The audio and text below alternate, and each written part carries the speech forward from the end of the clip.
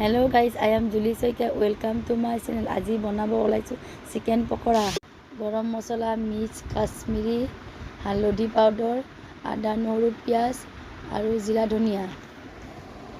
1 packet tomato sauce.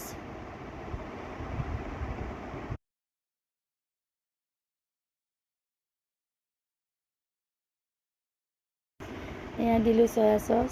এতিয়া গাখীৰ দিলোঁ অলপমান। তাৰপিছত মই ভালকৈ মিক্স কৰি ল'লোঁ।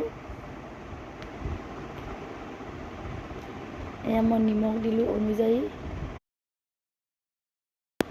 এয়া চিকেন দিলোঁ। এয়া মই হাফ কেজি চিকেন লৈছোঁ, আপোনালোকে বেছিও ল'ব পাৰে।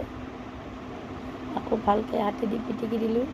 মই ফ্ৰিজত 2 ঘণ্টাৰ কাৰণে থ'ম, আপোনালোকে বেছিও থ'ব পাৰে।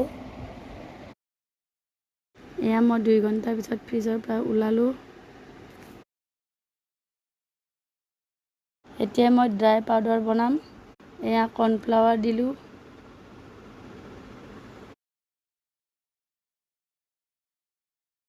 এয়া মই ময়দা দিলোঁ। এতিয়া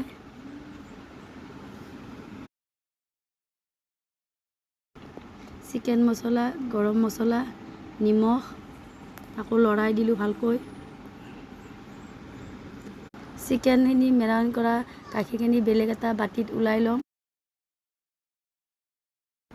আমি এতিয়া চিকেনখিনি ড্ৰাই মিক্সত কোট কৰিম। এনেকৈ আকৌ এবাৰ কৰিম। চিকেনখিনি 2বাৰ বা 3বাৰ কোট কৰিম, তেতিয়াই ক্ৰাঞ্চি আৰু মচমচীয়া হ'ব।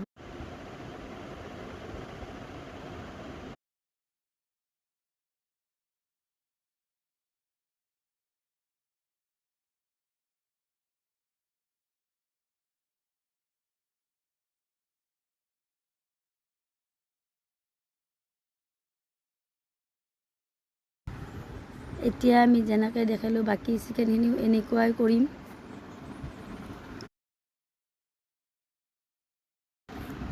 এতিয়া আমি কেৰাহী এখনত ৰিফাইন অইল গৰম কৰিম। এয়া চিকেন দি দিলোঁ, তাত ডিপ ফ্ৰাই কৰিম চিকেনখিনি।